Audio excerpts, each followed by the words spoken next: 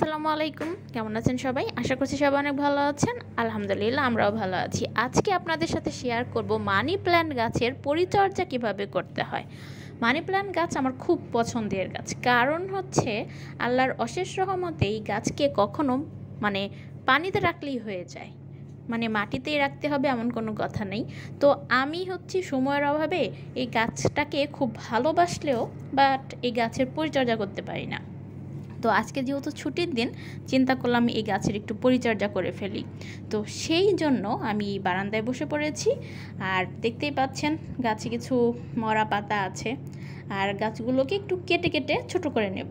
কারণ money plant গাছে আল্লাহর অশেষ রহমতে আপনি যেখান থেকে কাটবেন সেখান থেকেই এরা এর শিকড় বের হয়, পাতা বের হয়।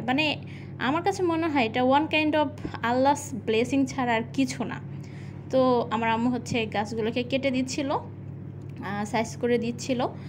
তো এই গাছগুলো আসলে কি বলবো, ইনডোর প্ল্যান্ট বলে আমাদের ঘরের কিন্তু বিশুদ্ধ অক্সিজেনের প্রয়োজন খুব বেশি। কারণ ঘরের মধ্যে আমরা ঘুমাই, খাই, অধিকাংশ সময় তো আমাদের ঘরেই কাটে, তাই না?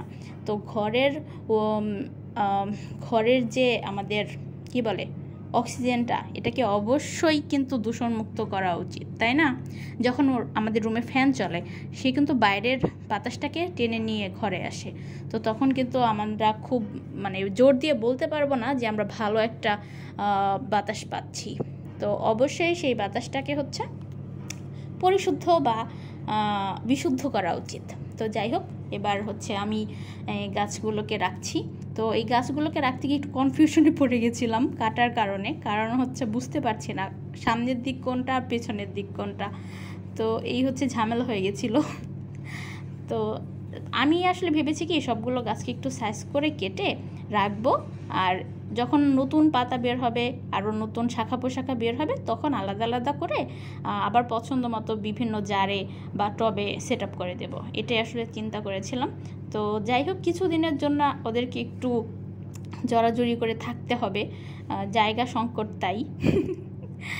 তো আমি আসলে খুবই নার্ভাস ছিলাম। তো শেষ পর্যন্ত ভাবলাম যে না, সুন্দরভাবে যাতে ওরা ইজিলি ভালোভাবে আলো বাতাস এবং জায়গা সংকট ছাড়া একটু বড় হোক, কারণ ওদের এভাবে আসলে রাখলে হবে না।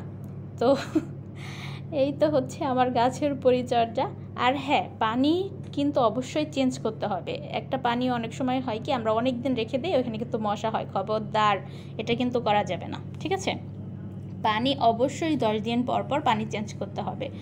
আমি মাঝে মাঝে 7 দিনেও পানি চেঞ্জ করি, এটাও ব্যাপার না।